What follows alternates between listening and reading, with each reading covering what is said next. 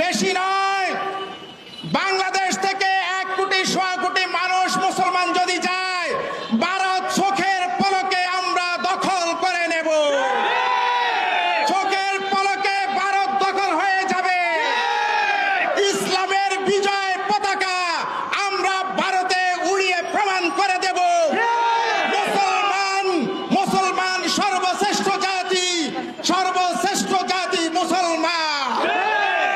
সেই টেকনাফ নারিকেল জিঞ্জিরা, নারিকেল জিঞ্জিরা, এই নারিকেল জিঞ্জিরায় 50 লক্ষ মানুষের বসবাস। হ্যালো বন্ধুরা, আমরা শুনলাম উনি কি বললেন আর কি।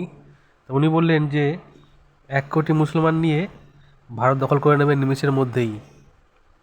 তো এরকম বক্তব্য আমরা আগেও শুনেছি যে কলকাতা দখল করবে, দিল্লি দখল করবে, 7 সিস্টার দখল করবে, এরকম বক্তব্য। তো ব্যাপার হচ্ছে যে আমরা তো এত কিছু বলি না, তারা সবসময় কেন এরকম ভারত দখল করা নিয়ে পড়ে আছে?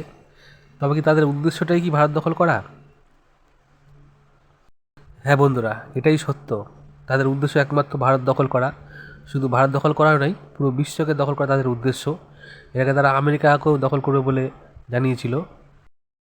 তো আমার কথা হচ্ছে যে তারা এরকমভাবে প্রকাশ্যে এরকমভাবে হুমকি দেয়, তো তাদের যে বাংলাদেশের সরকার আছে তার কি কোনো ব্যবস্থা নেয় না? তাদের কোনো কি আইনত ব্যবস্থা নেই যেরকমভাবে এক দেশের হয়ে হুমকি দেয় যে কোনো একটা ব্যবস্থা নেওয়া? এগুলো তো একটা অবৈধ জিনিস, তাই না? তো আমরা তো কাউকে দখল করার হুমকি দিই না। আমাদের ভারতে এত আমরা জনসংখ্যা আছি, 100 কোটি মানুষ আমরা আছি। তো আমরা তো কাউকে দখল করব, কোনো দেশ পাকিস্তান দখল করবো বা বাংলাদেশ দখল করবো, এখন তো আমরা কখনোই বলি না। তো ব্যাপার হচ্ছে যে এরা কি শুধরাবে না কোনো দিন? আমি শুধু এইটাই ভাবি যে এরা সত্যি কি দখল করে নেবে? তবে আমার তো মনে হয় যে এদের পরিকল্পনা এরকমই আছে যে একদিন তারা ভারতটা দখল করবে। তো এই বিষয়ে আরও কিছু ভিডিও আছে, আমি দেখাচ্ছি তাদের মনোভাব, তাদের কি কথাবার্তা, সবই আমি দেখাবো। ভারতে আমার মুসলমান ভাইদের উপরে অত্যাচার নির্যাতন করতেই থাকেন, তখন আমরা আপনাদের সাথে বন্ধুত্বের সম্পর্ক রাখতে পারবো না। আমাদের দেশের সীমানা নিরাপদ থাকবে কিনা তা নিয়ে আমরা উৎকণ্ঠার মধ্যে রয়েছি। ভারতের উগ্রবাদী যে দল বিজেপি এবং পশ্চিমবঙ্গে শুভেন্দু অধিকারীর নেতৃত্বে তার দল ক্ষমতায় এসেছে। আমরা লক্ষ্য করেছি এই শুভেন্দু অধিকারী, তিনি মুখ্যমন্ত্রী হয়েছেন, তিনি নিজে একজন উগ্রবাদী মানুষ। তার বক্তব্য উস্কানিমূলক, সে সরাসরি মুসলমানদের বিরুদ্ধে ডাইরেক্ট সে একসঙ্গে বক্তব্য দিয়ে থাকা আমরা দেখেছি। আমরা আজকে পশ্চিমবঙ্গ আমাদের সীমান্ত এলাকা, বাংলাদেশ এবং ভারতের সাথে বর্ডার এলাকা, আজকে আমরা উদ্বিগ্ন। এইরকম একজন উগ্রবাদী ব্যক্তির নেতৃত্বে পশ্চিমবঙ্গে সরকার গঠন করেছে। আমাদের দেশের সীমানা নিরাপদ থাকবে কিনা তা নিয়ে আমরা উৎকণ্ঠার মধ্যে রয়েছি। তো বন্ধুরা, এনার বক্তব্য আমরা শুনলাম, এবং এরকম বক্তব্য এখন প্রায় চলছে যবে থেকে আমাদের শুভেন্দু অধিকারী পশ্চিমবাংলার মুখ্যমন্ত্রী হয়েছেন।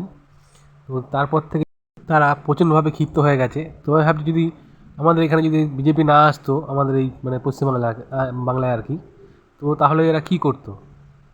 তাহলে তো এরা আরও হুমকি দিত আর কি। হুমকি দিত কি, হয়তো পশ্চিমবাংলায় একবারে ঢুকেই পড়তো, এরকম একটা অবস্থা দেখাচ্ছে আর কি। আর উনি যে বলছেন যে ভারতে মুসলিমদের উপর অত্যাচার হচ্ছে, এখানে তো মুসলিমদের কোনো অত্যাচার হচ্ছে না। যারা অবৈধভাবে এখানে আছে বা যারা জুলুম করছে, অন্যায় করছে, ক্রিমিনাল যারা, তাদেরকে তো ধরা হচ্ছে আর কি, তাদের উপর অ্যাকশন নেওয়া হচ্ছে, এবং যারা অবৈধভাবে আছে তাদেরকে বাংলাদেশে ফেরত পাঠানো হবে। এটা তো রুলস, এটা তো একটা আইন, সব দেশে এটা করতে পারে যে কোনো। আর এরা যে বাংলাদেশের হিন্দুদের উপর এত অত্যাচার করছে, যে জ্যান্ত মানুষকে পুড়িয়ে মেরে দিচ্ছে, কুপিয়ে হত্যা করছে, তার বেলা তো এরা কিছু বলে না। হ্যাঁ, এদের মনোভাবটাই আলাদা। এরা চায় যে এরা পৃথিবীর সব দেশে যাবে, সব দেশে থাকবে, খাবে দাবে, সব কিছু করবে, এবং সেখানে তাদের নিয়ম কারণ সব রকমভাবে পালিত করতে দিতে হবে। কিন্তু এদের দেশে কেউ তাদের নিয়ম পালন করতে পারবে না বা স্বাধীনভাবে থাকতে পারবে না। এটা তো একটা অন্যায় জিনিস।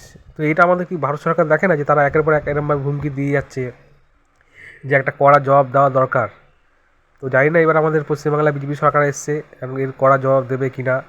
আমার তো মনে হয় যে একটা কড়া দেখে একটা জবাব দেওয়া উচিত এদেরকে, নাহলে এরা এরকমই বলতে থাকবে, এদের শিক্ষা কোনো দিনও হবে না। বন্ধুরা, এবার আমি একটা ভিডিও দেখাবো যে বাংলাদেশের এক ভদ্রলোক, মানে উনি একজন নেতা আর কি, উনি বলছেন যে পশ্চিমবঙ্গকে, মমতাকে একটা স্বাধীন রাষ্ট্র হিসাবে ঘোষণা করতে, এবং বাংলাদেশের 18 কোটি মুসলমান তাদের সঙ্গে রয়েছে। মানে বুঝতে পারছেন ব্যাপারটা কি? মানে পশ্চিমবাংলাকে, মমতাকে বলছে যে একটা স্বাধীন রাষ্ট্র ঘোষণা করতে আর কি, তো পুরো বাংলাদেশের মুসলমান পুরো তার সঙ্গে রয়েছে। মানে ব্যাপারটা কোথায় গিয়েছে একবার ভাবুন। তো মুখ্যমন্ত্রী মমতা ব্যানার্জি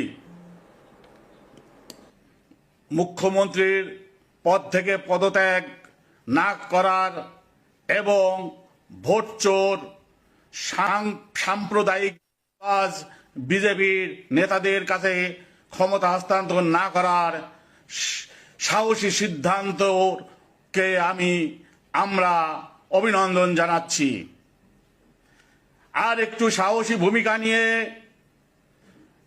বিজাতীয় দিল্লির শাসনকে প্রত্যাখ্যান করুন এবং পশ্চিম বাংলাকে স্বাধীন রাষ্ট্র ঘোষণা দিন।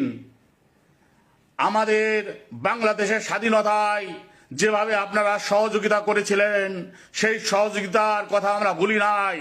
আমরা 17 কোটি মানুষ আপনাদের সহযোগিতা দেব, সমর্থন দেব, সার্বিক সহযোগিতা দেব। আপনি সাহস করে স্বাধীনতার ঘোষণা দিন, পশ্চিমবাংলাকে স্বাধীন রাষ্ট্র ঘোষণা দিন।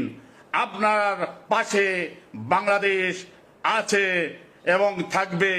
আমরা চাই এই বিজেপি শাসন থেকে, এই দিল্লির আধিপত্য থেকে প্রতিটি মানুষ, প্রতিটি রাজ্য মুক্ত হোক এবং নিজের স্বকীয়তা, স্বাধীনতা নিয়ে তারা স্বাধীন রাষ্ট্র হিসাবে দুনিয়ার বুকে প্রতিষ্ঠিত হোক।